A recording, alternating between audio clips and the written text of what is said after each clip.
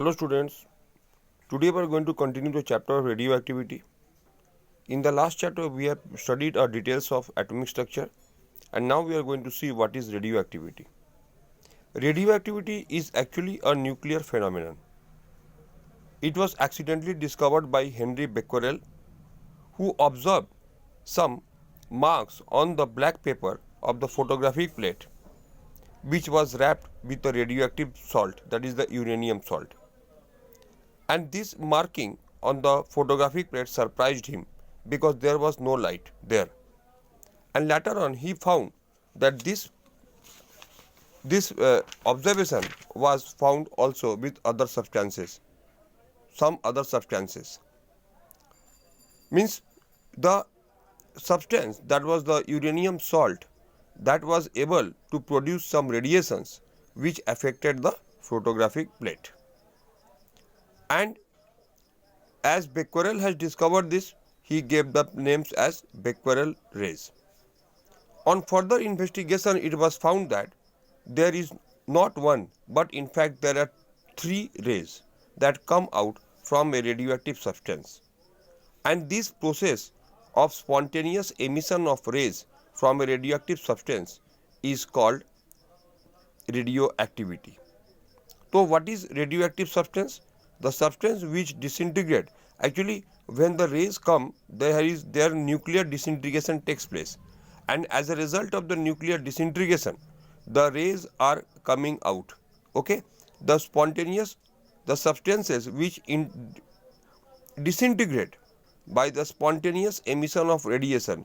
Spontaneous emission of radiations are called radioactive substances. Means here the emissions are done on their own. No energy has been used to make the emission. Okay, so emission is taking place on their own, spontaneous emission, and the substance through which this spontaneous emission takes place is called radioactive substance. Example: uranium, radium, polonium, thorium, actinium. These are the few examples of radioactive substances. It has observed that atomic elements higher than 82 in atomic number, that is after lead in the periodic table, are radioactive because in their nuclei the number of neutron is much more than the number of proton. Okay, so it is observed that neutron by proton ratio is greater than equal to 1.5. Neutron proton ratio is greater than 1.5 in those elements who have a higher atomic number, higher than 82, means after lead. So here, as you can see, there is a large number of neutron, excess number of neutron over proton. Neutron number ratio is greater than equal to 1.5. These neutrons, excess neutron disintegrate. This excess neutron disintegrate and produces the three types of rays, and these three types of rays are called alpha rays, beta rays and gamma rays. Okay. So what is radioactivity? As I told you, radioactivity is a nuclear phenomenon. Means it happens not in the electrons, not in the orbits, but this process takes place in the nucleus. So that is why it is a nuclear phenomenon. It is the process of spontaneous emission of alpha, beta and gamma radiation from the nuclei of atom during their decay. So spontaneous emission of alpha, beta, gamma radiation from the nuclei of atom during their decay, that is called what? Radioactivity. Now we will see, so radioactivity is actually the emission of alpha, beta and gamma rays. Now what is alpha rays? Alpha rays are the rays that contains the alpha particles. And alpha particle is what? Alpha particle is actually a helium nucleus, means a particle that contains 2 proton and 2 neutron. Okay.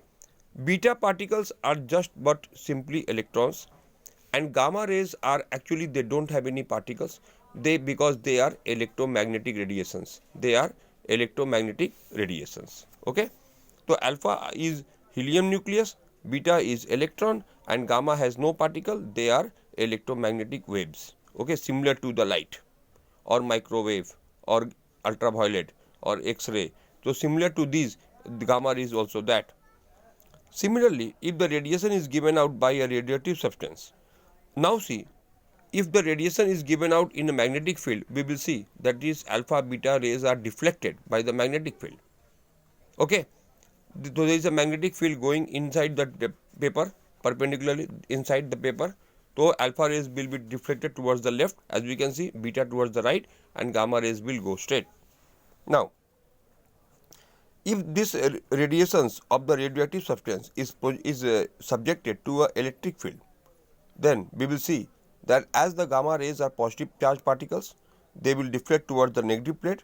Beta are simply electrons, that is the negative charge, they will be deflected towards the positive plate, and the gamma rays will go undeviated because they are just the light, they are not affected by any. So we see that gamma rays are neither affected by the electric field nor the magnetic field. Now we study the properties of the subparticles. So as I told you, alpha particle is simple helium nucleus. From the nucleus, a helium atom, the electrons are removed, and we are getting the helium nucleus. Okay, so this is actually the gamma rays. Now beta rays. So what is the gamma rays? Gamma particles are simply the helium nucleus, and from this helium nucleus we are removing the 2 electron, and we are getting this. Okay, so gamma rays consist of 2 proton and 2 neutron. Okay, now beta, mass of alpha particle is roughly 4 times the mass of proton. Okay, because 2 plus 2, 4 units are here. Speed is of the order of 10⁻⁷. You know very well the speed of light is of the order of 10⁸. So it is 1/10 less. So these are the properties. Alpha particle affect the photographic plate. Alpha particle cause fluorescence, means it glows. Fluorescence means what? When it strikes any fluorescent material, it glows, as we have the tube light. Okay, so that is called fluorescent. So when this alpha particles falls on a fluorescent material, then it glows, produces light.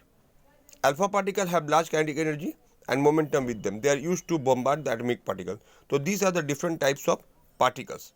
Okay, now we study about the beta particles. Beta particles are fast moving electron emitted from the nucleus. It is represented by this formula. The rest mass of beta particle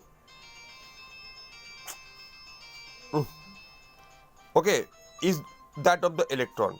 Okay, and since it is just a simply electron, the charge is much less than the charge is that of the proton, but negative charge. So these are the properties of beta particle.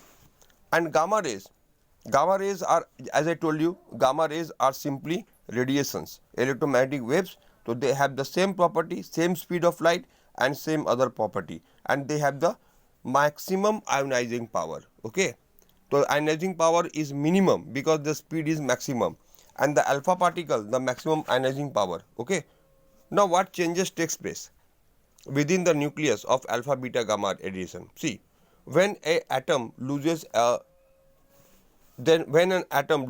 alpha particle, when a nucleus loses a alpha particle, then the mass number decreases by 4 and atomic number decreases by 2, because alpha particle has mass number 4 and atomic number 2. And when an atom, okay, suppose you can see uranium 232,892 minus 4, it will become 234,90. Okay, now beta particle is what? So beta particle, when atom loses beta particle, then mass number is increased by 1, remains same, sorry, mass number remains same, but atomic number increased by 1. Okay, the uses of radioactive isotope you can study on your own, and if you have any problem you can ask me in the live class. Okay students, have a nice day.